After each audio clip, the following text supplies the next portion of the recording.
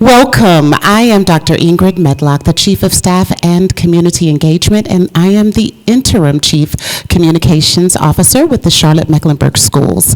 Welcome to all of you. I want to say a very special thank you to Principal Shanna Ray.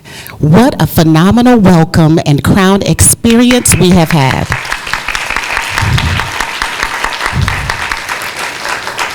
From the moment I got out of the car till I walked into this space, it has been a wonderful experience, and I think everyone would agree.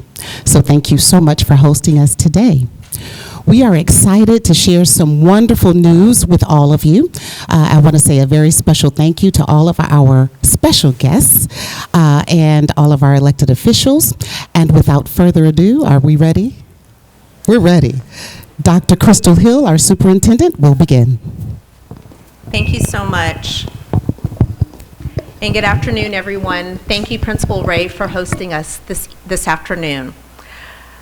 Thank you so much for joining us today to celebrate the 2024-25 academic data for Charlotte-Mecklenburg Schools. Before we get started, I would like to recognize our Board of Education, and we have 4 members who are with us today. If you will please stand to be recognized. First, we have our Board Chair, Stephanie Sneed. Vice Chair, Gregory D. Rankin. Board Member, Dr. Monty Witherspoon Brown. Board Member, Lisa Klein. And Board Member, Melissa Easley. Next, I would like to recognize our Mecklenburg County Board of County Commissioner Chair, Commissioner and Chair Mark Jarrell. Please stand to be recognized. Thank you so much for being here today and for your continued support. Well, it is so hard for me to contain my excitement today.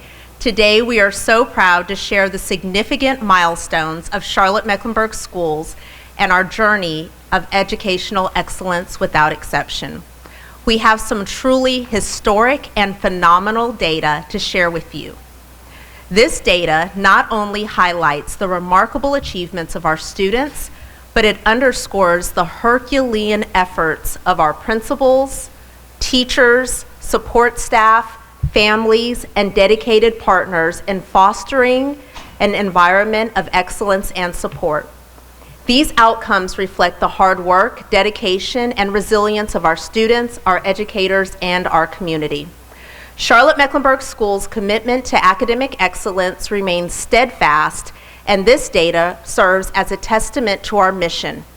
Together, we faced many challenges, but today we are seeing the fruits of our labor shining brightly, illuminating a path toward the endless possibilities that await our students. As we unveil this remarkable data, we will also discuss the innovative strategies and programs that have propelled our students forward, how these strategies align with our district's 5-year strategic plan, and what steps we will take to continue to lift even more students to new heights of academic achievement. You will also hear from 6 of our outstanding principals whose schools have earned exceptional results. They each have a unique story to share about their students and their school's journey to excellence. In addition to our staff, students, and families, I also want to thank our many community partners for their unwavering support as we work together to ensure that every student in Charlotte-Mecklenburg Schools is prepared for their next step in life. Your partnership has been invaluable in helping us grow and improve. We share this incredible success with all of you. Thank you once again for being here, and now on to the data. First, we will hear from Beth Thompson, Chief of Strategy and Innovation. Good afternoon. I'm going to start by making sure everybody knows how to access the full data set we'll be looking at today and then some, and the definitions of any acronyms that we're going to be using. Located on the screen, also located in your handout, there are 2 QR codes for your use. The first QR code on the left-hand side has a direct link to the state website where you can find information for all districts all across the state. On the right-hand side, you'll see the Charlotte-Mecklenburg Schools website, this presentation, and additional data that we have available for you at all times. Each year, we receive a large amount of data from the state of North Carolina telling us about the academic achievement of our students for the previous school year. This data is all a part of the North Carolina accountability model. It's our goal each and every year to communicate results to our stakeholders with transparency, focus, and intentionality, and to not have you here for 2 or 3 hours. We have done that again, made every effort to do that again here today. Our focus for this presentation will be on the state accountability model, but there's additional data in the appendix of this presentation. We'll take any questions that you may have at the end of our presentation today, and for any additional inquiries for the media, please reach out to us using media@cms.k12.nc.us. As a reminder, the state provides results using 4 descriptors: not proficient, level 3, level 4, and level 5. If a student achieves a level 3 on a state assessment, the student is considered grade level proficient. Grade level proficient means just what it says. A student has sufficiently mastered grade level skills and is ready for the next grade level. If a student achieves a level 4 or a 5 on a state assessment, the student is considered college or career ready. The state uses grade level proficiency, that's a level 3, 4, or 5, to determine school performance grades in the state accountability model. Therefore, our presentation will focus on those metrics today. But college and career readiness data, including performance by student racial, ethnic, specialized service, and economically disadvantaged student groups, is transparently available in this appendix of this presentation, organized by grade level and content area. A few other acronyms you'll see in our presentation today are listed on this slide. More information about any of these categories can be found on our state website. So let's dig in. Let's look at 24-25 academic performance of students in Charlotte-Mecklenburg Schools within the North Carolina State Accountability Model. School performance grades are determined by a combination of metrics, all determined by the state of North Carolina. On the left, you see that for elementary and middle schools, the metrics are reading, math, Math 1, and science grades 5 and 8 grade level proficiency scores, the progress of English language learners, and student academic growth in reading, math, and science. On the right, you see that for high schools, the metrics are different. They include English 2, math, and biology grade level proficiency scores, graduation rate, student performance of 17 or higher on the ACT or silver on the ACT work keys, the rigor of student math courses in which students are enrolled, the progress of English language learners, and student academic growth in reading, math, and science. For all schools, a participation rate of a minimum of 95% of students assessed is expected. Participation rates factor into the school's school performance grade. In Charlotte-Mecklenburg Schools, we have goals and guardrails. Those take all of the state accountability model data and provide a more narrow focus on our district's areas for continued improvement as a part of our 5-year strategic plan. These areas of focus align to our community's vision and values. Tune in to our Board of Education meetings for end-of-year goal reports. Our first end-of-year performance on Goal 1, K2 literacy, took place on Tuesday, August the 26th, and these reports will continue by goal through November, and then again throughout the year. We'll look briefly at how information is presented to you today is organized, and I'll do that as part what's included in this presentation and then also including what's in the appendix. Within the presentation, I'm going to discuss overarching state performance measures, These are often the headlines, and I want to be sure that we start out with those. I'll then discuss additional school performance measures required by the state of North Carolina by subject and grade level. Deputy Superintendent Dr. Melissa Balknight will share our areas of focus in response to this data and alignment with our goals for the 25-26 school year. And we've saved the best for last, time for our brilliant, capable, wise, and the hardest working people I know, an amazing panel of principals who will share what their schools did last year that made such a difference and what they're planning to do to grow that success even further this year. In the appendix, there's additional data located here, and again, all of this is already on the Charlotte-Mecklenburg Schools website. So here we go. We'll start with our headline results. And what better way to start than this? In the 24-25 school year, Charlotte-Mecklenburg Schools outperformed North Carolina in overall grade level proficiency and saw significant increases in student grade level proficiency in both reading and math, composite increases of 5.2% in reading, grades 3-8, 4.6% in math, and 8.2% increase in math 3. And by the way, that's already the headline for the Charlotte Observer today.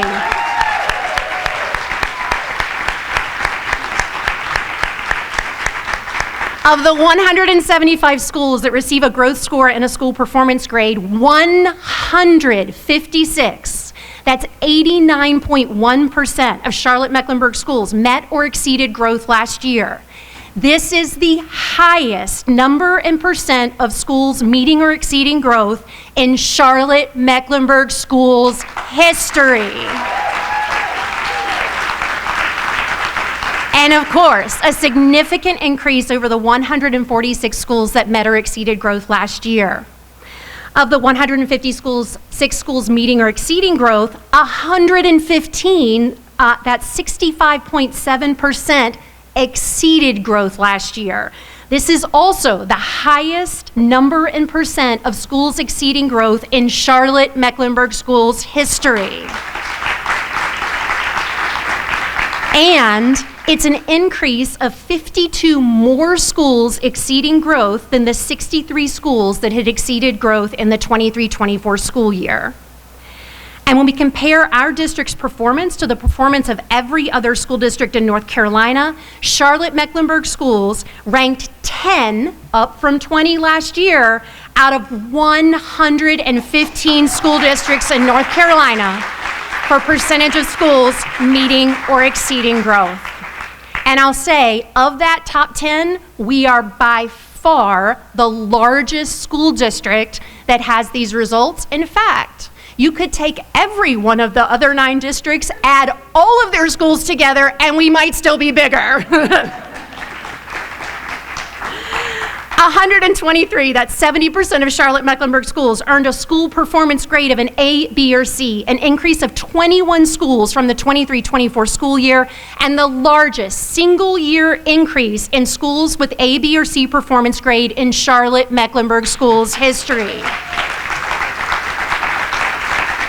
55 schools, that's 31.9%, improved their school letter grades from 23-24 to 24-25, and 31 schools no longer have a state low performing designation, the largest single-year reduction in the number of schools with a state low performing designation in Charlotte-Mecklenburg schools history.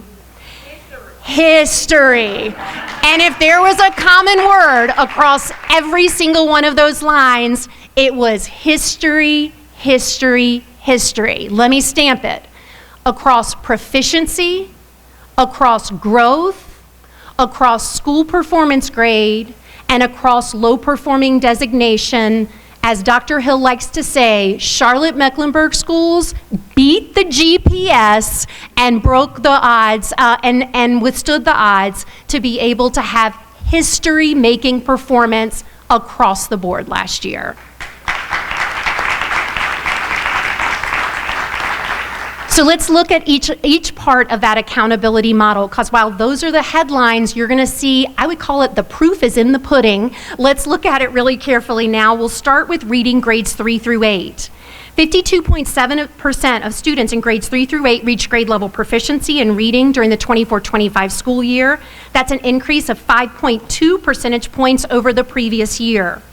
When we break that down by grade level, you see that increases were across the board with the exception of 3rd grade, with notable increases in grades 4, 6, and 7. Grades 4 through 8 increased by an average of 6.5% in reading over the previous year. The state Read to Achieve law provides 3rd grade students with more than one opportunity to demonstrate reading proficiency beyond the reading into grade assessment. However, all opportunities require that a student show grade level reading proficiency based on an equivalent Lexile ability. A total of 79.3%, that's 8,955 out of our 11,295 Charlotte-Mecklenburg Schools 3rd grade students demonstrated reading proficiency using state standards last school year.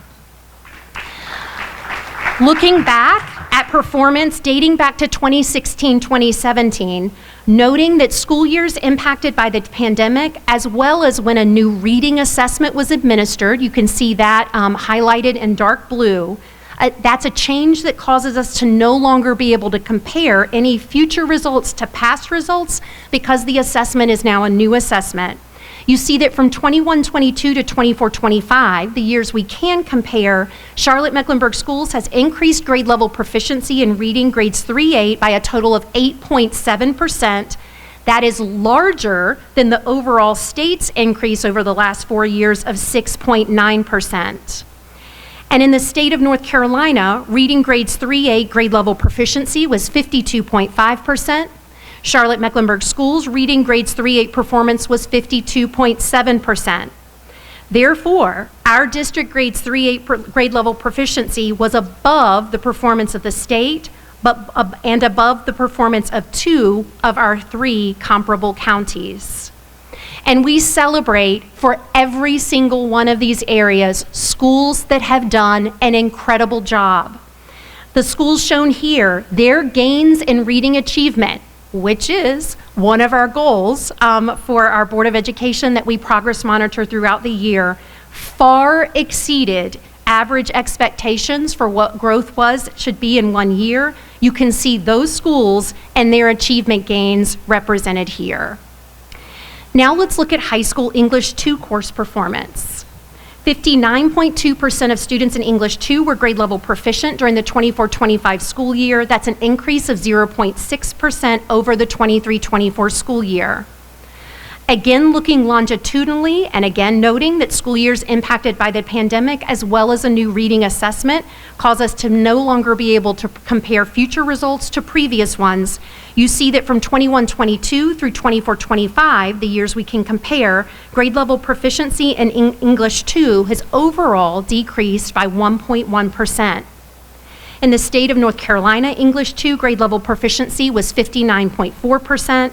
Charlotte-Mecklenburg Schools, English 2 proficiency was 59.2%. Our district's proficiency slightly below the performance of the entire state, but above the performance of 2 of our 3 comparable counties. And we celebrate alongside and are learning from the high schools shown here. Their gains in English 2 reading achievement last year are commendable. Now let's move to math, grades 3 through 8. 59.2% of students in grades 3-8 reached grade level proficiency in math during the 24-25 school year. That's an increase of 4.6% over the 23-24 school year. When we break that down by grade level, you see increases in grade level proficiency in every single grade level, with notable increases in grades 3, 4, and 6. Looking at historical data, you see that since 21-22, we've increased grade level proficiency in grades 3-8 math by a total of 19.4%. That is larger than the overall state's increase over the last 4 years of 16.7%. In the state of North Carolina, math grades 3-8 grade level proficiency was 56.7%. Charlotte-Mecklenburg Schools math grade level proficiency was 59.2%. Our district's math grades 3-8 proficiency was above the entire state and above the performance of two of our three comparable counties. You'll notice that that increase of 4.6% was significantly larger than the state's increase last year and the increase of our comparable counties. And look here. We celebrate alongside these schools who had incredible gains. Look at Druid Hills Academy, 24.2, Ashley Park, 19.7. I could keep going. Significant gains in math grade level proficiency in grades 3-8 last year. We'll now look at high school math 1. 29% of students in the high school math 1 course reached grade level proficiency. This is a decrease slight of 0.5% over the 23-24 school year. It should be noted that the state model, these results, do not take in consideration students who take math 1 in middle school. Many of our Charlotte-Mecklenburg School students do take math 1 in middle school. I'll share that data momentarily. When you look historically at our data, you can see that we've increased grade level proficiency in high school math 1 by a total of 9.5% over the last 4 years. That's slightly larger than the overall state's increase of 9.4% over the last 4 years. And in comparison to North Carolina grade level proficiency in math 1 was 34.5%, Charlotte-Mecklenburg Schools, 29%, below the performance of the entire state, but above the performance of 2 of 3 comparable counties. Interestingly, it should also be noted that there were decreases in high school math 1 in the overall state metric, see the parentheses right below there, as well as in each of our comparison counties in the 24-25 school year. And we have some amazing schools that made it happen, schools in both in grade level proficiency and college and career readiness who had significant gains in math 1 last year. Not a part of the state accountability model, but to provide context, again, to make sure everyone knows who takes math 1 and that the state accountability model is only one portion of that group of students. Our middle school students taking math 1, over 95% of students taking the high school math 1 course in middle school reached grade level proficiency. That's an increase of 3.6% over the 23-24 school year. In order to not jeopardize student identifiable information, we're not permitted to give the exact number when it's over 95 or under 5%. That's why you see that, that greater than sign there. And when we put that together, when we look at our math 1 students across high school, middle school, and all together, which is our goal that we're working toward, you'll notice that 49.9% of students taking math 1 were grade level proficient in the 24-25 school year. Back to the state accountability model, we'll now look at math 3. 66.6% of students in the high school math 3 course reached grade level proficiency last year. This is a substantial increase of 8.2% over the 23-24 school year. Looking historically, you'll see that since 21-22, we have increased grade level proficiency in high school math 3 by a total of 15.3%. That's less than the overall state's increase of 21.8% over the last 4 years. In the state of North Carolina, math 3 grade level proficiency was 66.4%. Charlotte-Mecklenburg Schools high school math 3 performance was 66.6%, above the entire state average and above the performance of 2 of 3 comparable counties. And look again at the incredible gains that took place across our high schools throughout Charlotte-Mecklenburg Schools, starting off with West Meck High School with gains of 25.6 in grade level proficiency, Maracas Middle College High, Olympic, Northwest School of the Arts, Philip O'Berry, who we'll hear from in just a few minutes, fantastic gains as proof points of possibility across our county. Now let's look at grades 5 and 8 science. 61.7% of students in science grades 5 and 8 combined reached grade level proficiency during the 24-25 school year. This is a decrease of 4.1% over 23-24, but it should be noted something very important. This was our first year, 24-25, of a new renormed assessment in science across every LEA or school system in the state. A dip in achievement is common. Sometimes it's a plummet in achievement that takes place when we renorm assessments. We are really proud that we did not dip any further than that, and are really proud of the efforts of our school related to that. When we break that down by grade level, you see decreases in grade level proficiency in both 5 and 8. But when you look historically, you'll note that we've increased grade level proficiency in science over the last 4 years by 3%. Again, we would not advise comparing last year's performance to previous, but when we look longitudinally, that's a question that's often asked. We want to make sure that that is available to you. In the state of North Carolina, science grades 5-8, grade level proficiency was 61%. Charlotte-Mecklenburg Schools grades 5-8 proficiency was 61.7%, above the performance of the entire state, even in a year when we renormed the assessment, and above the performance of 2 of our 3 comparable counties. And we celebrate alongside and are learning from schools shown here. Their gains in science achievement last year are indeed commendable. Finally, let's look at biology grade level proficiency, our last subject area in the area of grade level proficiency. 48.6% of students in biology reached grade level proficiency. This is a decrease of 2.8%. And again, this was a renormed new state assessment last year. Looking historically, we have increased grade level proficiency in biology by 3.5% over the last 4 years. Again, comparison is not advised by the state. That's larger than the overall state's increase of 2.7% over the last 4 years.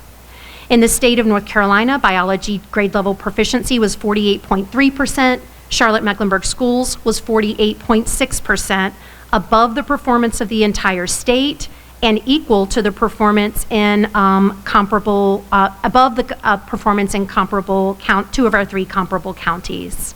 And again, we celebrate and are learning from the schools shown here for their incredible achievement in the area of biology last year.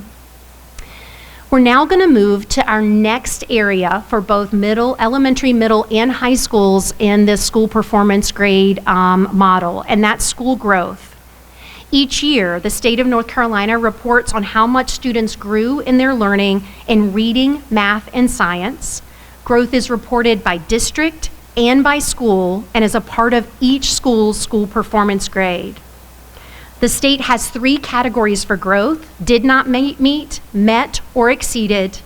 Of the 175 schools that received a growth score in a school performance grade, 156, that's 89.1% of our schools, met or exceeded growth. Again, an increase of 5.7% from the previous school year. The proof is in the pudding, y'all. It's the highest number and percent of schools meeting or exceeding growth in Charlotte-Mecklenburg Schools history, and 115 or 66% exceeded growth in 24-25. 41 schools or 23% met growth, and 19 schools, 11% did not meet growth. When we first looked at this data, I won't forget it. You never know exactly when the data is going to drop. It was a Friday afternoon. We were on a Teams call with assistant superintendents. Dr. Balknight, you remember this? And I don't know what we were working on, something with back to school, and we got notification that the data dropped. When we looked at it for the first time, we said, could this be true? Well, let me show you what we did. We looked at the big old table with the font size that's just a teeny bit too small for the slide, but I'm going to show you nonetheless. There are 3 key things that I want to draw out from this data.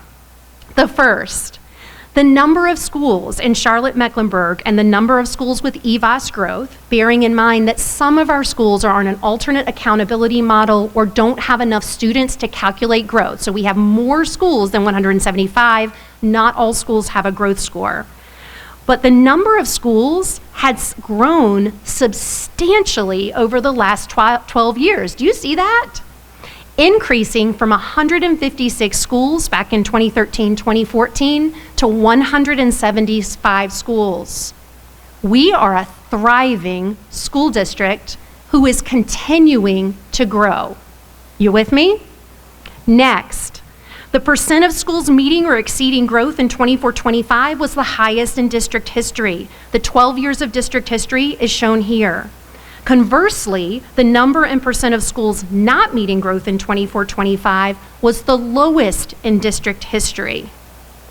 And I want to walk you through the comparison between exceeding and meeting. Only 4 times in the last 12 years has the number of schools exceeding growth been higher than the number of schools meeting growth. Those years are 2013-14, 2014-15, 2015-16, 21-22, and now 24-25. But in those 4 years, never has the gap between the number of schools exceeding versus meeting growth been as high as it was last year. Specifically, with 74 more schools exceeding growth than meeting growth. We said it at this media briefing last year. We said we would significantly accelerate student learning in the 24-25 school year. I think we did just that.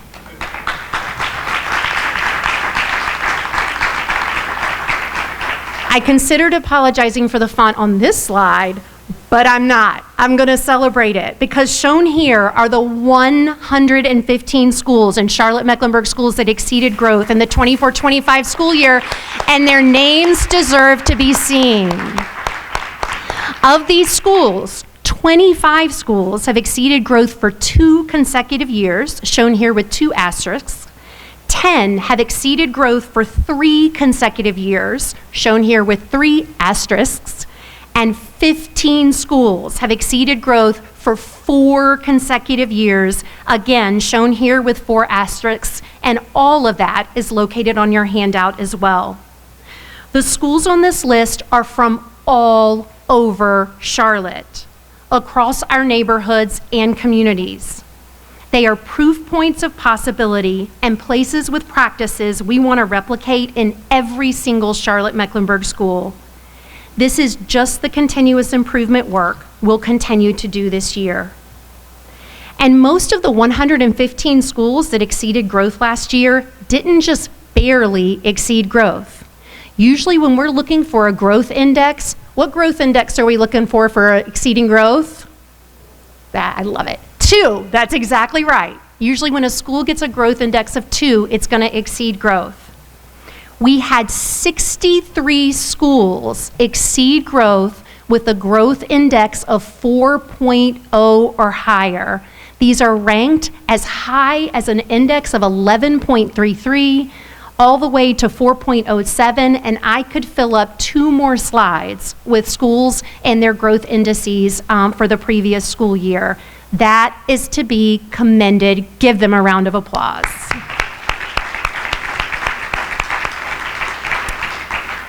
The Every Student Succeeds Act, ESSA, requires each state to provide an annual assessment of English language proficiency to all students identified as English language learners.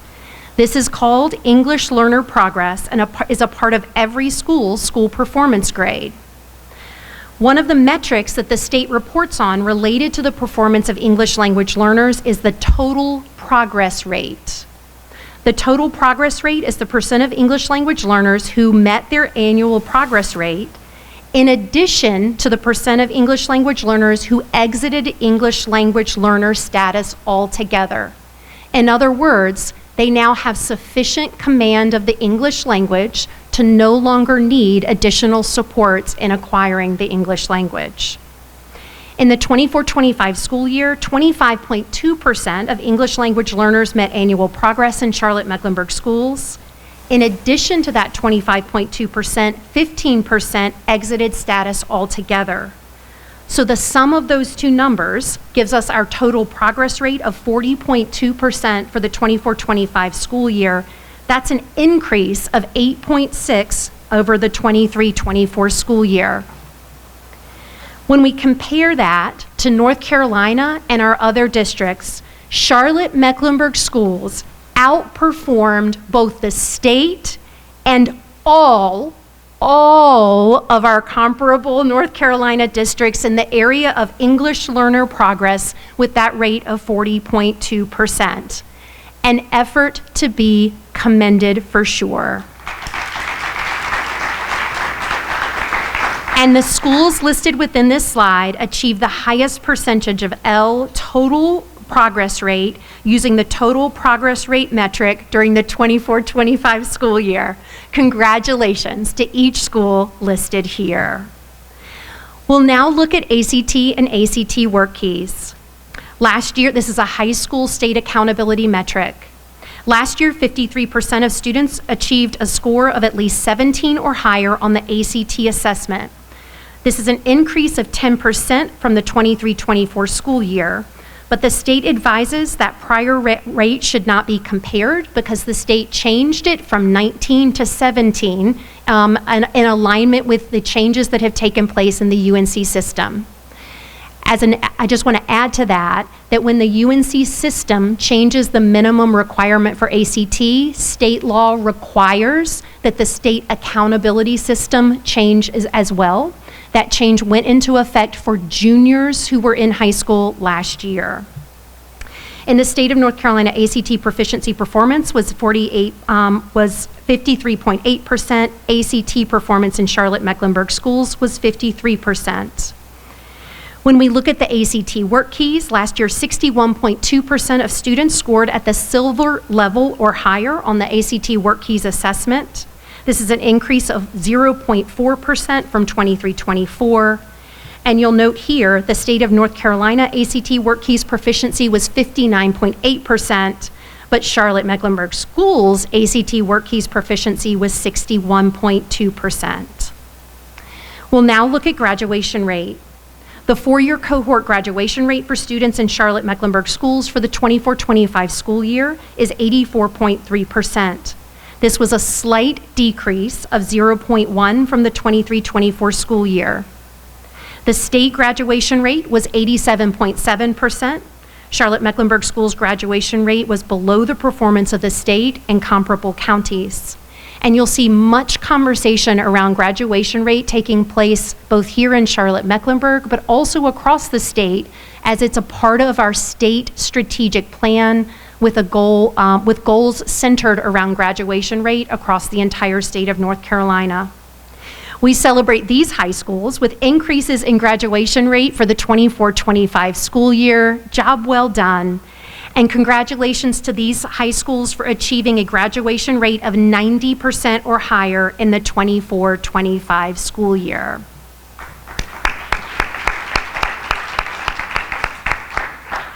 Last but certainly not least, thanks for hanging with me. We're going to look at school performance grade and associated state designations.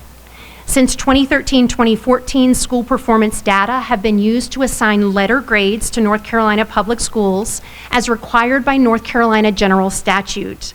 The grades are based on each school's achievement score weighted at 80% and each school's growth weighted at 20%. The total school performance score is converted to a 100-point scale and then used to determine a school performance grade of an A, B, C, D, or F. In the 24-25 school year, Charlotte-Mecklenburg Schools increased the number and percent of schools earning an A, B, or C designation. 70% of Charlotte-Mecklenburg Schools received a school performance grade of an A, B, or C, an increase of 11.7% from 23-24. Conversely, 30% received a letter grade of D or F, a decrease of 11.7%, and 55 schools improved their school performance grade from the 23-24 to 24-25 school year. Let me show you how this looks. Seen visually, while between 21-22 and 23-24, there were what I would call small incremental improvements in the number of schools with a school performance grade of an A, B, or C. In 24-25, there was dramatic improvement, an increase from 59% of schools with a school performance grade of an A, B, or C to 70% of schools with a school performance grade of an A, B, or C in just 1 year. And when you break that, oh yeah, go ahead and clap. And when you break that down by school performance grade, you see that 9 additional schools now have a school performance grade of an A. 4 additional schools now have a school performance grade of a B. 8 additional schools have a school performance grade of a C. 11 fewer schools had a school performance grade of a D, and 9 fewer schools have a school performance grade of an F. An overall decrease in the number of schools with a school performance grade of an F from 27 in 21-22 to how many in 24-25? We celebrate the tremendous progress that's being made. And you know how many are going to have an F this time next year? Thank you. We celebrate these 55 schools for improving their school performance grade in 24-25, and we wanted to make sure we called out every single one of them. And when North Carolina looks at the combination of the measures we've just reviewed, school growth and school performance grades, and sees that schools aren't growing students at the accelerated rate needed to make significant enough increase in proficiency, students receive a designation called low performing. In 24-25, there were 32 schools with the state low performing designation, representing 18.3% of all Charlotte-Mecklenburg schools. This is a dramatic decrease in the total number of schools with that low performing designation, 24 fewer schools to be exact. On the table on the right-hand side, you see the screen, you see that at the end of 23-24, 19 schools were removed from the state low-performing list, but 17 were added. And we said this time last year that we learned that if we focus all of our support only on schools with the low-performing designation, we run the risk of neglecting the needed support that will cause other schools to receive that designation for the upcoming school year. So we said in 24-25, we've got to monitor progress at every school. Our service delivery model and organizational structure has to support our students and our staff at every school.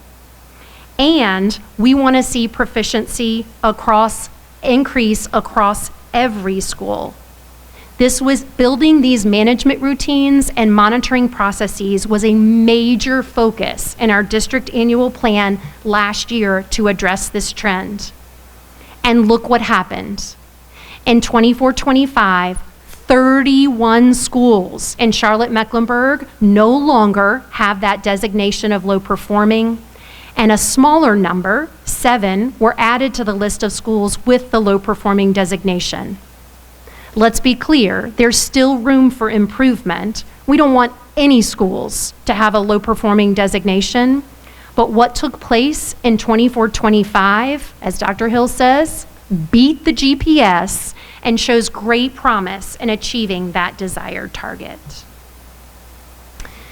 Now that we've done a review of our 24-25 data, we want to talk about what we'll be doing in the 25-26 school year and beyond.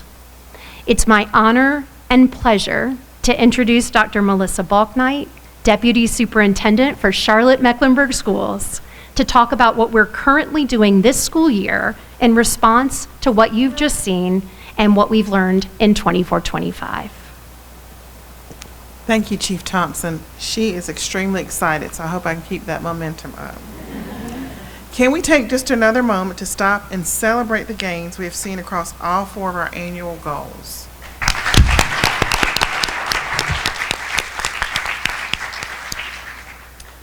The work we did in 24-25 is evident in the data on the screen and what was just presented.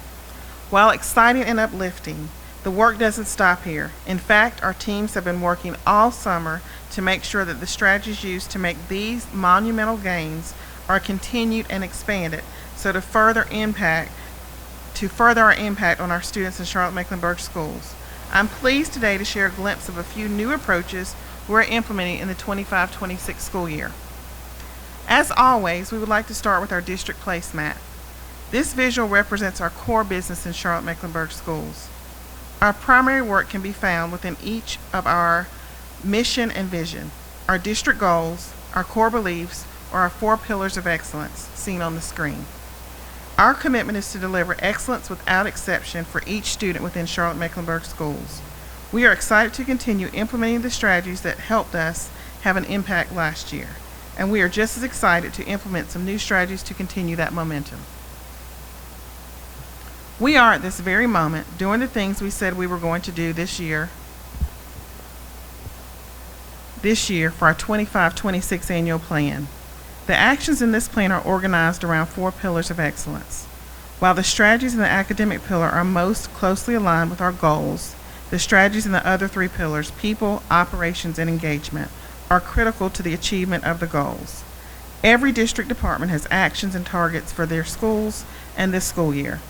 Every school also has targets and actions, but there are a few areas of focus for this school year that we feel are real game changers in ensuring we meet our goal targets for this year. I'm excited to share a few of those with you. Today, I will outline a few of our strategies to continue increasing academic achievement during the 25-26 school year. The 8 bricks, as we love to call them, outlined on the screen represent the primary change agents we believe impact student success at each school. Today, I would like to emphasize 3 of our bricks that are at the heart of our work: high-quality teachers, strong core instruction, and active student and family engagement. So we didn't waste any time. We started this summer in July. Charlotte-Mecklenburg Schools proudly launched Camp CMS 2025, a dynamic, tuition-free summer learning experience designed to promote academic growth for students and professional development for educators. Serving rising kindergarten through 12th grade students, the program offered 3 key components: academic enrichment, credit recovery, and educator development. For academic enrichment, elementary and middle school students engaged in interactive, rigorous instruction aligned with the 25-26 standards. This early exposure to upcoming grade level content ensured students were well prepared for the next school year. While K-8 students explored future learning, high school students focused on staying on track toward graduation through credit recovery. Critical end-of-course subjects including Math 1, English 2, English 3, and Biology were delivered in person, emphasizing mastery of essential standards. Non-EOC courses were completed virtually, providing flexible options for families. Camp CMS also expanded its impact through a unique educator development model. Teachers participated in job-embedded professional development, co-teaching opportunities, and live coaching sessions with district leaders. Professional learning communities were formed both at individual schools and across Camp CMS sites. This enabled educators to collaborate on grade and content-specific strategies that elevate instructional practice. Camp CMS is more than just a summer initiative. It represents CMS' unwavering commitment to academic excellence, educator empowerment, and student success year-round. A big part of what we do is regularly monitoring whether or not what we're doing is working for all of our staff and students. As a part of our continuous improvement model, we intentionally schedule time to stop, look at data and the student experience, and solve for any problems being experienced so that we can make any improvement along the way needed. At the district level, we utilize these 6-week continuous improvement cycles to monitor and advance our teaching and learning strategies. These cycles involve setting clear goals, implementing targeted actions, collecting data, and adjusting practices as needed. This structured approach ensures that our efforts remain aligned with student needs and district priorities, leading to sustained growth and improved academic outcomes. Over the summer, district leaders have collaborated across teams to ensure that we are prepared to deliver on systems and structures within our service delivery model that provide real-time supports across district grade bands. District leaders have set the foundation for ongoing training for those to work most closely with classroom teachers. Our specialists and master teachers play a vital role in supporting high-quality instruction across schools. They provide differentiated coaching, model effective teaching practices, and support data-driven instruction. Their expertise helps teachers refine their skills and ensures that instruction is consistently met with high standards, ultimately benefiting student learning. This year, we are continuing to calibrate the skills across district teams to ensure everyone knows what works for students and to get support to schools faster and more efficiently than ever before. In addition to making sure teachers have pro-social environments for their own continuous learning and teaching, we also know that attracting and recruiting talented teachers is critical. Charlotte-Mecklenburg Schools is proud to provide teachers with comprehensive onboarding, district provision resources, and ongoing professional learning opportunities that support both teachers and students. Our goal is to ensure that all teachers are immersed in our district resources and expectations and supported from day to day, setting them up for success and improving retention.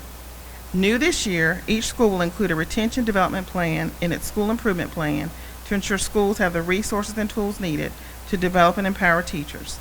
Both those who are new to the district and those who have been with us for years will utilize this. Another strategy we use in Charlotte is our system of core action walkthroughs. Our core action walkthroughs provide schools with feedback and coaching around the implementation of district expectations that ensure schools and students receive a high-quality core academic experience across all 185 schools. Our schools receive core action walkthroughs that support continuous improvement as well as calibration across the district. Within the service delivery model, school district leaders are poised to be in schools, leaning into regular and rigorous data meetings, leading small group instruction, and providing instructional coaching and professional development on a regular basis. This proactive approach allows administrators and instructional leaders to observe instructional practices, provide immediate feedback, and identify areas for further support. These walkthroughs and our presence in schools help to maintain high instruction quality district-wide. Student engagement is another critical piece of upholding high-quality instruction, which ensures students are engaged in their school community. Our work with Capturing Kids' Hearts continues this year, providing staff and students with tools that help them stay engaged within a quality, healthy, pro-social learning environment.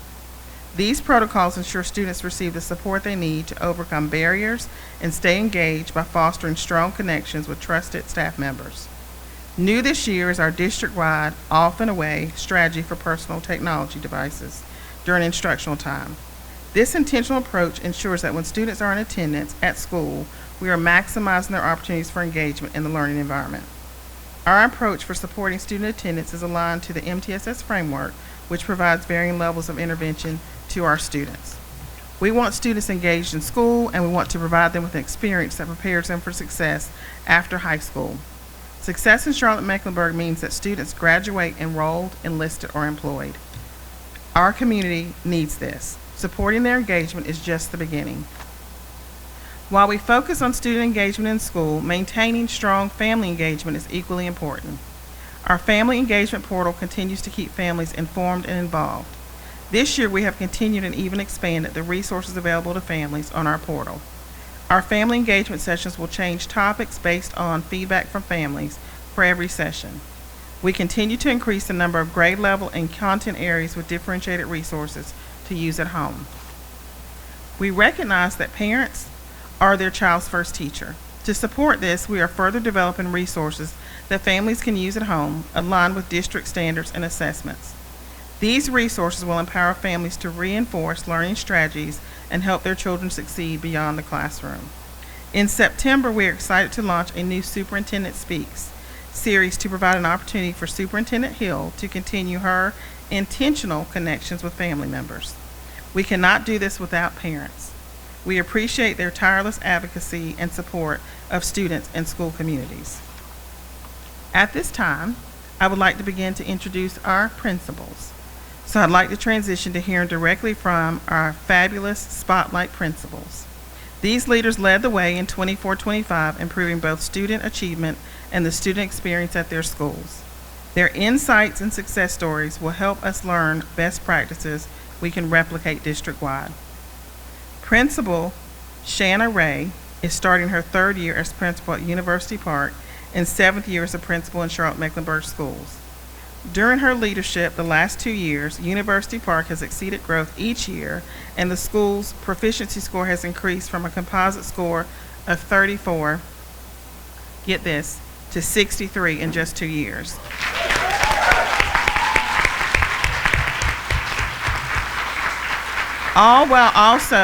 So this happened while she was transitioning the school to a full elementary arts magnet school. So please come back to visit and see the great things happening here. Along with other school-based improvement efforts, Principal Wade can speak to the use of data to drive instructional decisions, using real-time data to form small groups for student learning. Her school has a mindset of having all hands on deck, and every adult works with students as they need to. Let's give her another round of applause.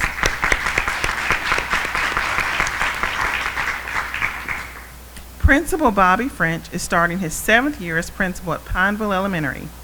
During his leadership at Pineville Elementary, Pineville has increased a school letter grade from a C to a B, and that is not an easy feat. Let's give him a round of applause for that. And how did he do it? He exceeded growth for 3 consecutive years. This past year with a school growth index of 4.07, along with other school-based improvement efforts. Principal French can speak to utilization of strong data-driven practices to ensure all students receive access to grade-level instruction with intentional just-in-time supports. He has led the Pineville team in the execution of key strategies including targeted small group instruction, student discourse, and academic monitoring. Let's give Principal French another round of applause.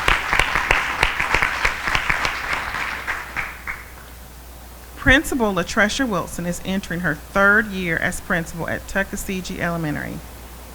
During the first year of her principalship, Principal Wilson was able to take the school performance grade increase from a D to a C.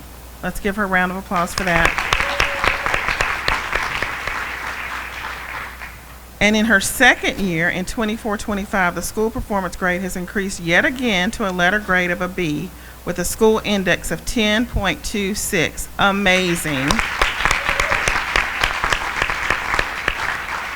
Ranking in the top 5 in growth across all schools in Charlotte-Mecklenburg Schools, along with other school-based improvement efforts, Principal Wilson can speak to the power of aligned leadership, data-driven instruction, and deeply rooted culture of trust and high expectations. She has led the school in building highly effective professional learning communities that engage in regular cycles of data and student work analysis, developing instructional action plans, and consistently monitoring and responding to student progress. And this is her 3rd year as a principal. Let's give her a round of applause. Principal Sarah Lang is entering her 5th year as principal at Charlotte East Language Academy. In the 24-25 school year, Charlotte East improved its school performance grade, also exceeding growth with an incredible school growth index of 7.24. Amazing. Along with other school-based improvement efforts, Principal Lane can speak to outcomes by strategically using data to set goals and drive instructional impact, embedding the belief that every child must grow more in a year, regardless of prior performance. She has also prioritized recruiting and retaining excellent teachers and leaders through our ongoing coaching, professional development, and positive culture building strategies. Let's give her another round of applause. Principal Larenda Garvin is entering her 4th year as principal at Eastway Middle School after successfully serving as principal at Idlewild Elementary School for 8 years.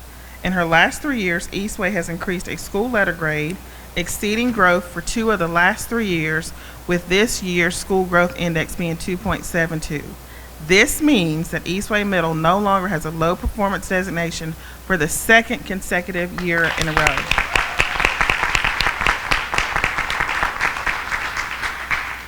Along with other school-based improvement efforts, Principal Garvin can speak to the effectiveness of well-planned, data-driven small group instruction. By strategically utilizing EVOS data, she successfully enhanced student academic achievement. Let's give her another round of applause. Principal Tanya Branham is entering her 4th year as principal at Philip O'Berry Academy of Technology after successfully serving as principal at Mount Island Lake Academy for 6 years. Last year, Philip O'Berry maintained a school letter grade of a B, and exceeded growth with a school growth index of 3.76. What's more, Philip O'Berry, wait for it, has a graduation rate of 97.7%. Along with other school-based improvement efforts, Principal Branham can speak specifically to data systems and how to build a sense of community to monitor and make adjustments when needed to ensure students are successfully academically ready and graduate on time, enrolled, enlisted, or employed. I will now turn it over to Principal Ray. Thank you. And I'm going to turn it back to you. Thank you for your dedicated leadership, Dr. Hill, Dr. Balknight, Dr. Medlock, Ms. Beth Thompson. We would not have been able to do any of the work without your strong leadership. So thank you for clearing the path for us.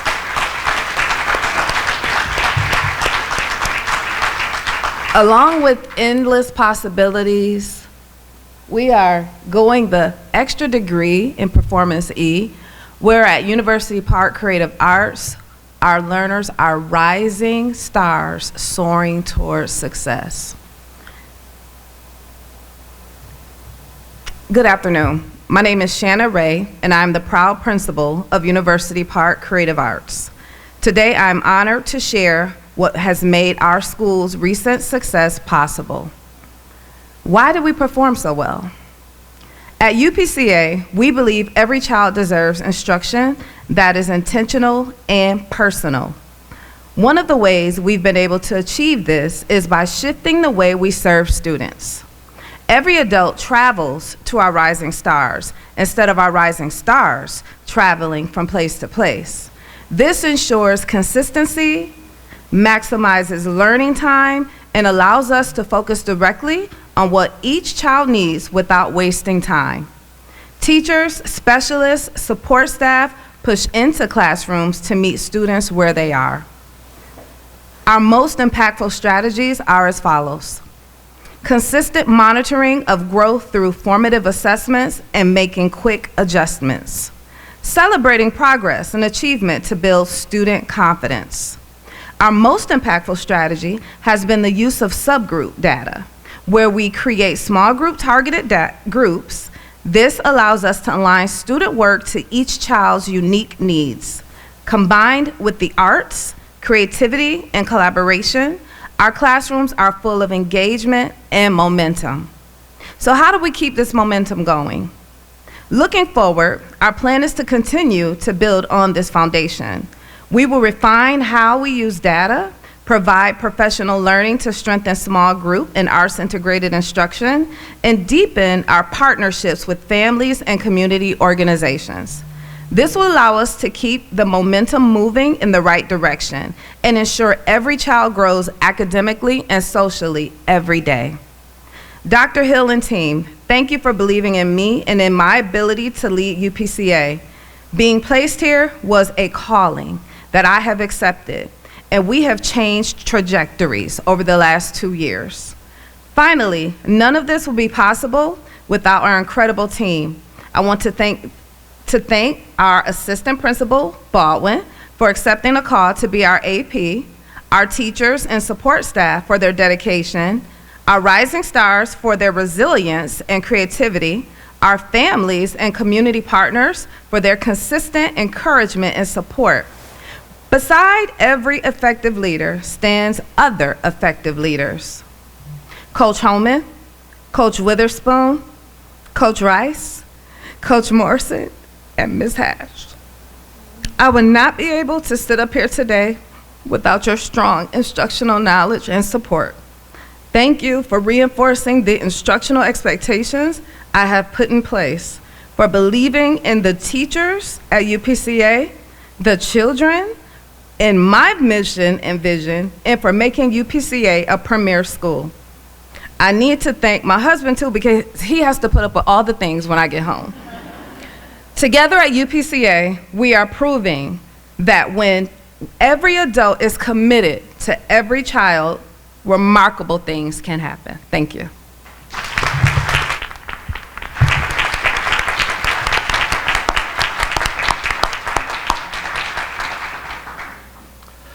Thank you, Ms. Ray, and thank you for allowing us to be here today and seeing your beautiful school and your beautiful children, and the way that they walked in with us today was just lovely. So let's give her one more round of applause. And thank you, Dr. Hill, Dr. Balknight, Dr. Medlock, Chief Thompson, for this opportunity to be here, and for everyone who is here to watch the great work that we're doing. Pineville is home not only to great data, but also to the most ferocious mascot in CMS. For those that don't know, we are just the proud Pineville Smilers, and I am thankful to lead the school I grew up in, and thrilled to share with you the ways our school community has come together to make it possible.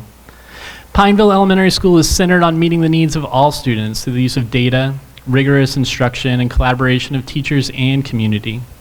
Through this work, we continue to see consistent academic progress and instructional effectiveness. Our school letter grade has improved from a D to a B since 2021, reflecting significant gains in student achievement and instructional quality. We contribute this to 3 key drivers of our success. The first being data-driven instruction. Teachers use real-time data to tailor lessons and interventions. This work includes extended planning opportunities for teachers to review data and plan small group instruction to help students meet those grade level expectations. Our multi-classroom leaders, who I could not do this work without, collaborate with PLCs and grade level teams to analyze subgroup data trends and design meaningful, targeted interventions. This involves individualized student supports that are including strategic scaffolding and targeted resources to meet our diverse learning needs. There's a committed focus on student feedback that should drive student learning. In addition to data-driven instruction, Pineville has a strong collaborative professional culture. Educators learn from one another through peer observations, shared planning, and professional learning communities. Our multi-classroom leaders have built a strong coaching system that embodies the concept that everyone deserves a coach, and every teacher benefits from personalized coaching. We embrace a growth mindset and mirror Dr. Hill when she says we believe in getting 1% better each day. As part of our coaching framework, our MCLs meet with me and every other week for coaching and feedback. It's important for me to stamp that the most important driver of our success in our school is our teachers, and their hard work continues to be fostered through sharing of resources and intentional coaching. Our final lever for impact is our strong community partnerships. This starts with our small town community and its impact. Pineville's close-knit community plays a vital role in supporting both students and staff. When we have an ask, the community responds. From our mayor proclaiming Pineville's Teacher Day to our Pineville police opening car doors and mentoring students, there are countless examples of how our community continues to show up. There is a shared commitment to meeting students' needs and inspiring endless possibilities for their future. A notable partner in this work is Reed Charlotte. They're such a great thought partner committed to our success, providing professional development for our staff and literacy nights for our parents. They've co-developed a tutoring support for kindergarten students called Queen City Readers, and we continue to find more and more ways to work together. Our PTA is also in this partnership and has continued to recognize our teachers with exceptional and prideful ways. This involves ongoing efforts to uplift and appreciate our teachers, including celebrations of success through shared meals and consistent recognition of individual efforts. They know that research that the #1 way to keep teachers in schools is to value their work. So as I conclude, I have to say thank you to my community that has continued to show a commitment to excellence, a unified vision among our teachers and our families and community partners that our students can exceed expectations and deserve every ounce of us bringing us together. We're all focused on nurturing both academic achievement and the growth of all of our students. And I'm so thankful to our teachers, to our community for striving for this each day, and I'm proud to lead such an amazing school.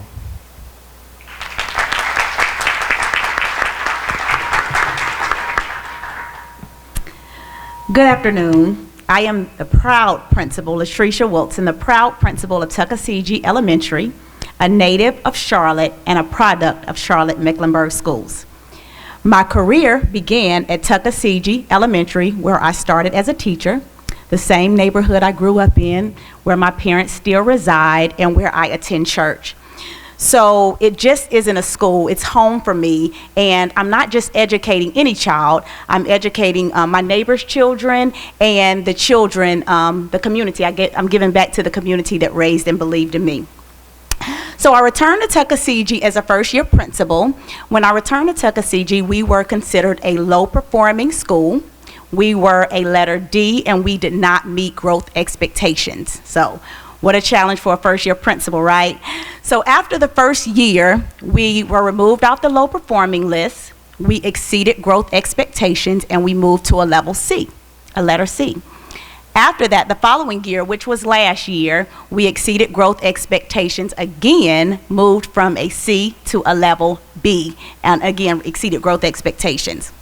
So I give thanks again to my admin team. They are amazing, my admin team and my staff, Ms. McLeod, Ms. Chicarello, these are in my MCLs, my assistant principal, Ms. Nikki Dudley, Ms. Agundapa, Pratt, my magnet coordinator. I thank them because we are a true definition of aligned leadership. We are servant leaders, and we are on the front line for teachers and staff every single day. So I wanted to call them out and thank them. To my amazing staff, they are the say yes if it's best for kids staff. I know they don't say no, they say yes if it's best for kids. So I really appreciate them and my learning community. They support me so much with resources and just motivation. So I wanted to shout them out as well as Dr. Hill, Beth Thompson, Balknight. We're all in this work together. So when I think about what makes Tuckaseegee so amazing, I think it starts with the culture. When you walk into the building, you'll see love never fails, and you'll see you belong here. And so it was important for me to target the culture at the school, to just make sure that we were all, as Dr. Hill says, rowing in the same direction. The staff, the students, and the community. We had to make sure that we were rowing in the right direction. I'll talk a little bit about that later. Systems, again, as Dr. Hill says, systems prevent random acts of insanity. So I had to make sure that behaviorally and instructionally we had systems in place. And then instructional practices. We had to make sure that was the key. So we have a culture that's deeply rooted in love, trust, high expectations, and accountability.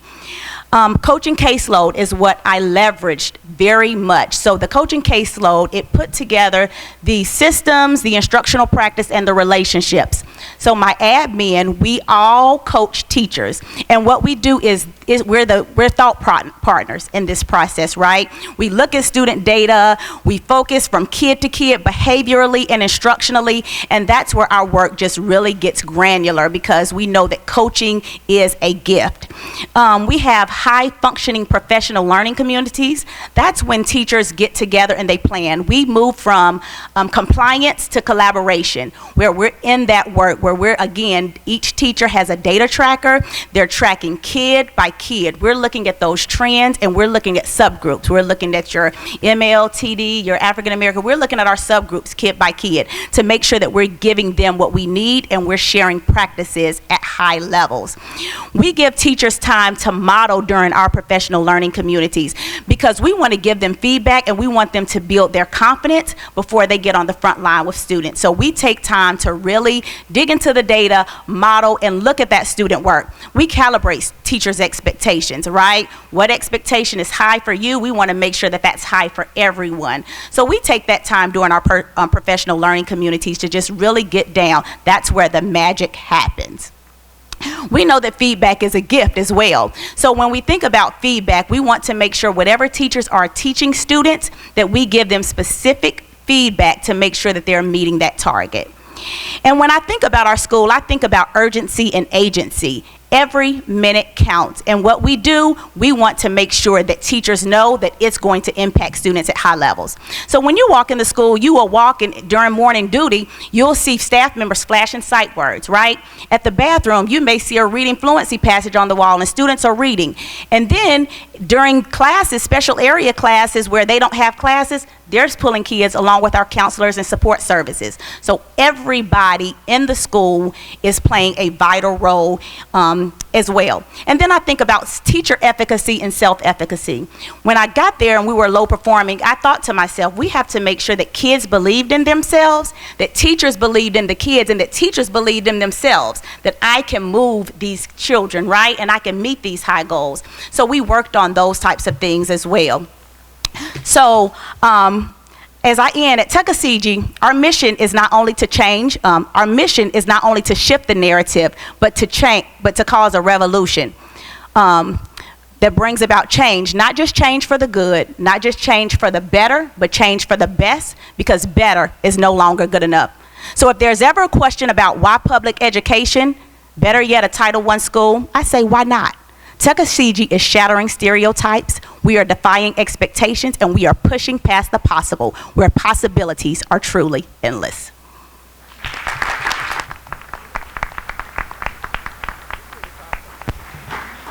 Good afternoon. Just wanted to take a moment to thank Dr. Hill and all the district staff that gave me this opportunity to highlight my school. I said it's very easy for me to speak positively about everything that's going on at Charlotte East Language Academy. Charlotte East Language Academy is a Title I dual language Spanish-English immersion magnet that serves grades kindergarten through 8th grade. When I started at the school, we were a letter F grade and on the school low performing list. I'm going to go over a little bit of the data that's occurred over the last 4 years. I started the year the first full year after the pandemic. What a great year to be a first year principal. And so I'll tell a little bit of the story of how far we've come since then. And then it's going to be difficult for me to talk about all the great things, but I will highlight just a few things that I feel like got us there. We started out as, like I said, that letter F grade with only 24% of our students scoring as grade level proficient. We have now increased that by 36 percentage points over those 4 years to 60% grade level proficient. Our college and career readiness has increased 23 percentage points over those 4 years, from 14% to 37 percent scoring as college and career ready. We also have some extremely strong gains in math over those 4 years, 49 percentage point increase over 4 years, and we teach math entirely in Spanish and students take the test in English. So that's a pretty remarkable number. We also have had a 30 percentage point growth in ELA over those 4 years, as well as a 22 percentage point increase in science, including a 14 percentage point increase over this past year. So we did do well on science as well.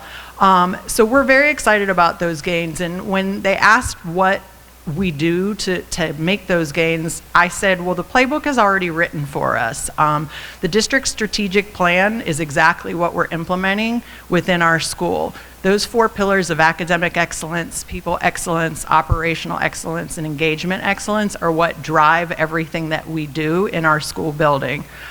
We have a strategic focus on the use of data to goal set, just like everybody else up here has talked about, and really maximize instruction. I always tell the teachers, you don't have any time to waste for our children on things that they don't need to know or that they already know. So we really use that data to drive down to individual student needs.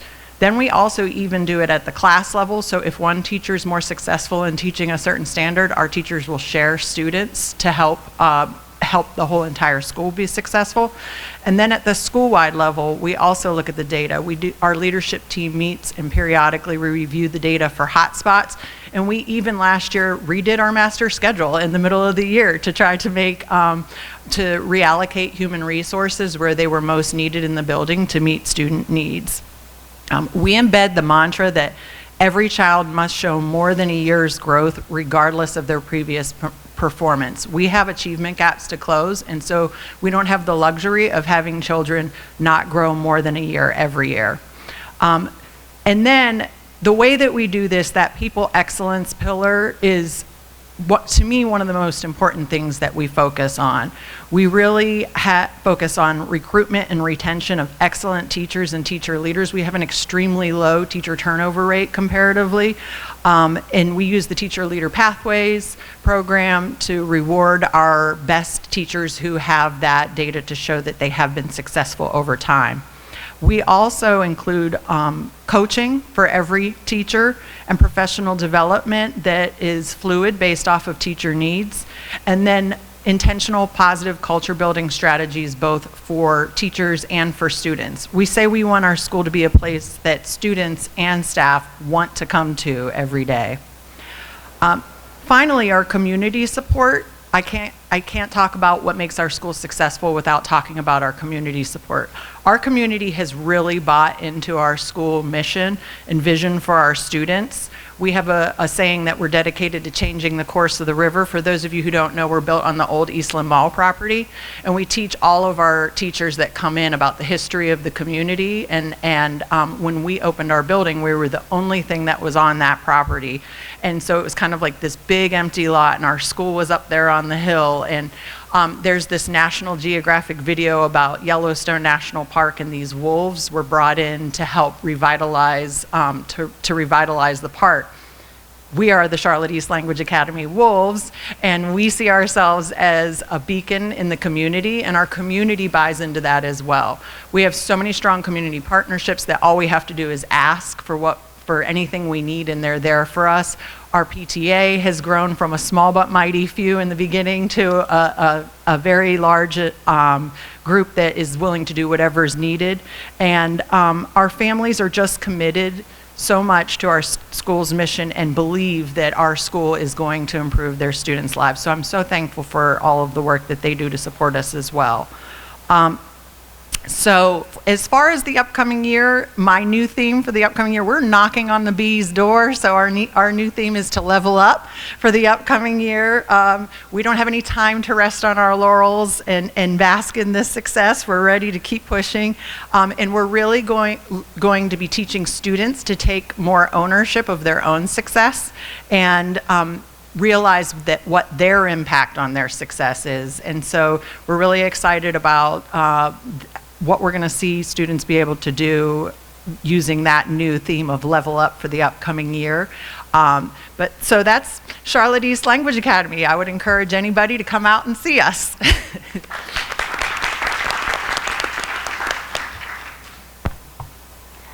Good afternoon, everyone. My name is Larenda Garvin, and I am honored to serve as the principal of Eastway Middle School. As mentioned earlier, I was the proud principal of Idlewild Elementary for 8 years prior to coming to Eastway. And at first, when I was approached about going to middle school, I thought, absolutely not. Why would I ever want to go to middle school? Elementary kids are where my heart is, and I spent almost 20 years with elementary students. But immediately upon entering Eastway, I realized what a very special place it was. And while for decades, Eastway has not had the most promising reputation in the community, and it has historically been a low-performing school, we are changing the narrative. And my mantra is, why not Eastway? Why would you not want your kids to be in a school like ours? So immediately upon getting there, some of the things that we put into place was just making sure that there was engagement and ownership and a strong positive culture for our students and for our staff. So we initiated positive reinforcement strategies and a lot of mentoring and support for students that were based on the data and specific needs of our kids individually, so that they got the support and love and care that they needed from trusting adults. Because if you look at any of the research on adverse childhood experiences, the number one way that you can turn those around and improve lives and really change the trajectory of a child's life forever is through trusted relationships. And so we've worked very hard over the last couple of years to do just that. We've initiated quality social emotional learning lessons where every staff member, myself included, and even our head custodian, is assigned to homerooms, and we all participate daily in supporting the social and emotional needs of our students. We also have a Champion for Kids team where students who maybe display some unwanted behaviors from time to time are paired with someone who is trusting, and they build that relationship to really sit down with students on an individual level and look at all the components that make up that child, from attendance to behavior to academics, and really just to interest in general. And how do we make sure that kids not only want to come to Eastway, but they're thriving there? We have also done a lot of work with student leadership and giving them voice in the things that they do. One of the things that we have is a positive referral form, because I don't believe in just focusing on punitive and negative consequences for behavior, but really highlighting, recognizing, and rewarding the students who come and do the right thing every day, because the vast majority of our kids are doing just that, and they deserve to be honored and recognized. And we communicate that with their families. They spin a prize wheel, and they've even decided what their prizes are. And to be honest, I've gone broke on Starbucks drinks and pizza. So, but it's all worth it. We have the most incredible leadership team ever. They are so brilliant, and any research you do on leadership tells you surround yourself with people smarter than you, and thankfully I've done just that. I have the best, the brightest, the most brilliant leaders in CMS, and they are carrying out the vision and mission of our district and the strategic plan every single day. And it doesn't stop there. Our teachers and our staff are dedicated. They are committed to excellence without exception. Every single day they come into our school, and as disadvantaged as some of our children may be, they come in and they give 150% every day to our kids, to our community, to our families, going above and beyond expectations to make the learning experience not only one that is high quality, but one that makes students want to be a part of the work that's happening. So I cannot say enough great things about the amazing teachers and staff at Eastway. And our families. While 75% of our students are language minority, and you know what the odds and statistics are when you look at a population of students that don't speak English as their first language, many of which are not proficient yet. Some of them, over 100 in fact, are non-English speaking, and they are newcomers. But when you look at the families that want their child to have the opportunity to not just learn and grow every day, but to have the endless possibilities that our district is promising them, Eastway is the school where you want to be to see that happen. So I could not be more proud of that.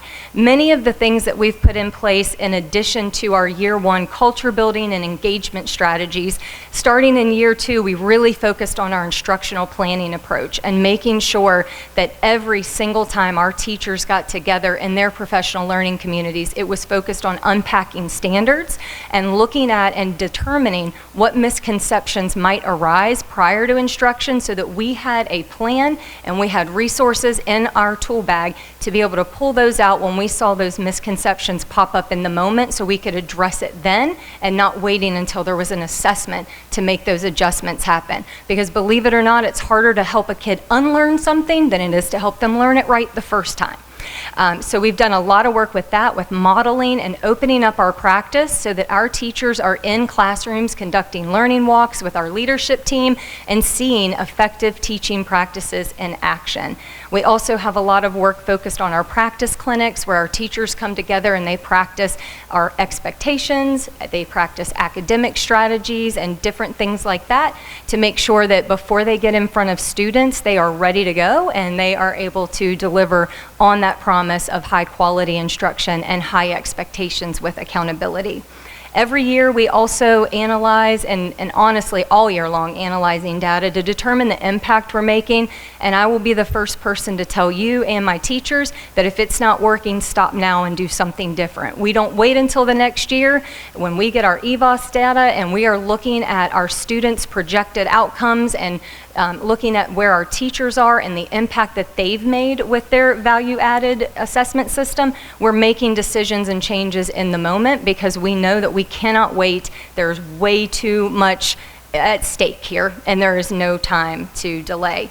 So this year, we have a very strong focus on making sure that our MLL, our multilingual learner teachers, and our exceptional children's teachers are at the table in all PLC meetings. We are co-teaching, we are doing small group instruction that's based on assessment data in real time, and also our assessment data on iReady and benchmark assessments. And just making sure that every student is assigned to a teacher based on the impact that those teachers have been able to make with our students.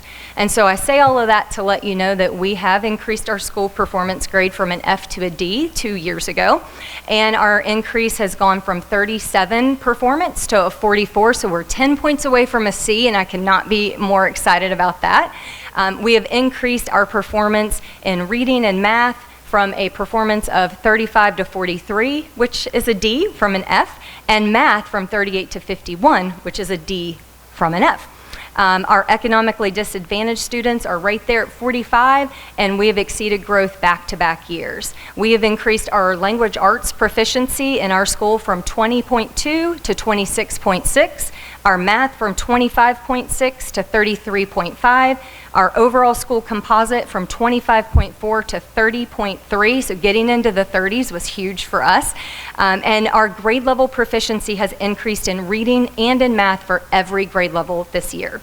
We've quadrupled the number of students who have exited multilingual learner services through the Access Assessment and had a 7.5% increase in our students meeting the English learner proficiency goal standards as measured by WIDA. So definitely excited about the work that's been done, excited about the work that we will continue to do at Eastway, and I encourage all of you to follow us.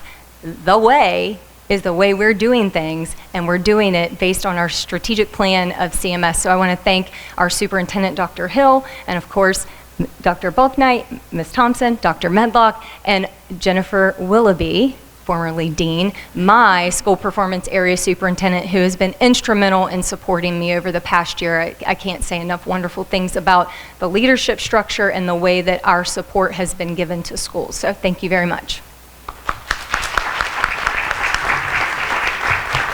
Good afternoon. I'm Tanya Branham. I am the proud principal of Philippa Berry Academy of Technology, where I've just opened in my 4th year. We are so excited and want to thank you so much for just having the opportunity to have us here, Dr. Hill and Dr. Balknight and Ms. Thompson. So Philippa Berry is such a wonderful place for us. Our students, we have such a high culture of expectations. Our students, we have high accountability for our students, and we have a school-wide sense of excellence. And what does that look like? Having a sense of excellence as well as that accountability for our students, we want them to be prepared. We want them to be ready. So we look at, one, building a sense of community. So building a sense of community starts with our students. We want our students to be centered, focused. We want our students to feel seen, heard, and supported by our teachers. And in doing so, this opens up their comfort level in the classroom. We last year actually implemented Capturing Kids' Hearts, and with Capturing Kids' Hearts, we utilized the strategies that took place to build those relationships with our students. We were intentional, and I use the word intentional, and focused in all that we do. And so we were intentional in how our teachers started the classroom with that greeting of our students, ensuring that students had the opportunity to collaborate with each other, as well as the affirmations that took place. Having students affirm each other, having the teachers affirm our students. That is something positive that they needed to hear, and that they needed to see that as adults, we were doing that with one another, and that we expected that with our students. We also focused on our data systems. And so with our data systems in place, we had tight structures. So the moment that our students walked into the classroom, our teachers knew where our students needed to go, how they needed to get there, and then the projection and how we were going to move our students. So like, what were those action steps? So within our professional learning community, we looked at skills that students had mastered, gaps that our students had, but our conversations around data did not just stay with the adults in the professional learning community. Those conversations we had with our students. And so within the classrooms, that the data that are the conversations that our teachers had with our students knew where they were when they entered into the classroom, and where they needed to grow and how they needed to grow. Now, I'll be honest, for some of our students, it was quite daunting because we had students who had never been proficient before, and so looking at the growth that they needed to make, it could be a little scary for our students. And so I go back to where we had to build strong relationships with our students.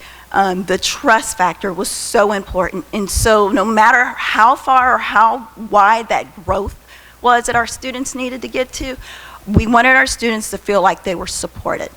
Again, being intentional, our teachers also looked at data. And so with the data, they identified any gaps They also looked at any strengths that they had, so that we weren't only focusing on the students that where there were gaps, but what again were some of the positive outcomes from our students. And so in doing that, our support specialist, our master classroom teacher, he was able to specifically help provide some with targeted interventions, as well as some of our other support staffs along the way. We always focused on at least having 1 year's growth, more than 1 year's growth, because knowing if our students were able to exceed that growth, that we would be able to achieve all of the other components of where we are. So I contribute our success, one, by focusing on our relationships as well as our data. That really tied into our graduation rate of a 97.7%, because we needed to know at all times where our students were. We couldn't wait until they were seniors. We had to focus. We had to go back to looking at even students from 9th and 10th grade. What happened? What do we need to do? And it was a whole team effort in getting everyone involved. And so I also want to mention that we were fortunate enough to have some wraparound services with our graduation, with our support with our graduation rate. That's used with the use of our community and schools, our Road to Hire, and then our Next Step Ready advisor, formerly known as our college advisor.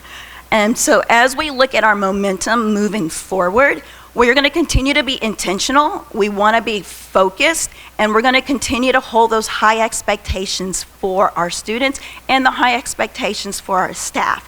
And I must have to say that I have such an amazing administration team, and that none of this work can be done alone. It takes a team effort. So my administration team, the teachers, the counselors, all of the support staff, my students and my parents, I do have to thank them, and just for trusting in the process.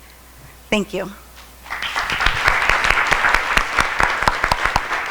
Wow, wow, wow, wow, wow. I've had this data for about 3 weeks, and I still walk around just randomly screaming because I'm so excited about it. Well, here you have it. One thing that I want you to take away from today is that things don't just happen, people make them happen. And I'm so incredibly blessed to be able to work with such an amazing team. This work is incredibly hard.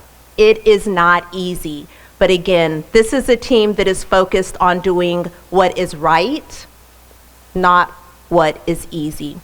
Each one of these principles and all of our principles exemplify belief. If you heard them talk, every one of them talked about belief, the belief in their students, the belief in their teachers and their staff, and their belief in their families and their community. They believe that every single student can and will be successful. We couldn't have done all of this work without our community partners. We have such an amazing community that always leans in and is so supportive. I do want to recognize 2 elected officials that were here and had to leave. Ms. Byers-Bailey, who is one of our longest standing board members, and also Dante Anderson, who is our mayor pro tem. We are going to go ahead and jump right into questions, because I know that you've heard a lot, and I don't know if I can say anything else other than wow, but at this time I'll turn it over to Susan Vernon Devlin, who will facilitate questions. Good afternoon, everyone. Do any members of our media have questions? Rebecca. Oh, thank you. I thought I was going to have to shout. Okay. Hi, I'm Rebecca Noel. I'm with the Charlotte Observer. I have a question for our principals. I was wondering, in y'all's opinion, what were the biggest sort of challenges and obstacles when it comes to improving student performance, and how did you approach tackling those things specifically?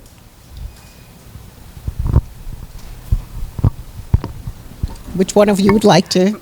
I would say it was student belief, having them believe in themselves that they can truly do the work. And so again, I go back to where it was so important to build relationships with our students, so that they knew that we were a support system, that we weren't against them, and pulling in our parents as well. So again, the biggest challenge was just really getting the students to believe in themselves. And once they do that, it's endless in what they can do. I'll say for us at University Park Creative Arts, really understanding what we're putting in front of our children, the instructional piece, having teachers provide them with the professional development, digging really deep into the curriculum. What is it that they need to learn and how do you deliver it? So the delivery for us was the disconnect. And once the delivery was on point, we started seeing children growing because we were able to teach them in a way that they could understand. Thank you. James? Hi. I was wondering, when you guys are looking at the district-wide reading scores, if you could touch on how much you think that shows impact from the state's investment in letters training and the science of reading versus how much of that impact maybe is still yet to come, since I know this is the first year that all teachers across the state receive that training. We definitely think that the letters training has had a significant impact, and as we continue to train new teachers that come in, to have that core expectation experience for all of our teachers and how they start with the literacy work has been very impactful. And as the state is they're renorming the reading assessments, we know that they're also doing a more intense focus moving forward with integrating the science of reading into the work. And so that's important, and we anticipate that that will continue to support our students and our local provision resources as well. Dedrick? I know you had talked about improvement cycles and how you use that. Wanted to know how effective was that, and at any time did you have to adjust and pivot? So we will do a more intense approach for the 25-26 school year, but we certainly started improvement cycles and have been doing them for a while. And I think many of the principals shared that that's the thing that we do as educators. We observe and we make decisions and shift and adjust. We can't wait. We don't have the time to wait. So we adjust in real time to meet the needs of our kids. It was something that I mentioned when I talked about my school, like that we do periodic meetings where we come together and look at where the hot spots might be, where growth isn't occurring at the rate we would like to see it and that we know kids are capable of, and redeploying our human resources, or possibly in our case we had to tweak our middle school schedule to change the block time to allow for more small group instruction. So yes, it's a part of an ongoing process that we have that built in to be doing that throughout the school year. Okay. Rebecca? Thank you. Something that Principal French said earlier kind of got at one of my questions that I had, and he said the number one way to keep teachers in schools is to value their work. So this is sort of open-ended. When you look at the successes of this year, what plans do you have to make sure that teachers, particularly veteran and experienced teachers, feel appreciated and respected for their part in this work and ultimately decide to stay with CMS? Principal French? Yeah, absolutely. I mean, I try to say that to every single part of my community and really believe that in my heart. It was so hard not to be there with them today, to be able to celebrate it with them. And that's one of the best things about this day, is usually being able to get there in front of them and tell them what we have accomplished as a group. I work with so many amazing educators who pour their heart into this work, who are there before I get there some mornings and there when we close the building at night. And making sure they feel that value is so important.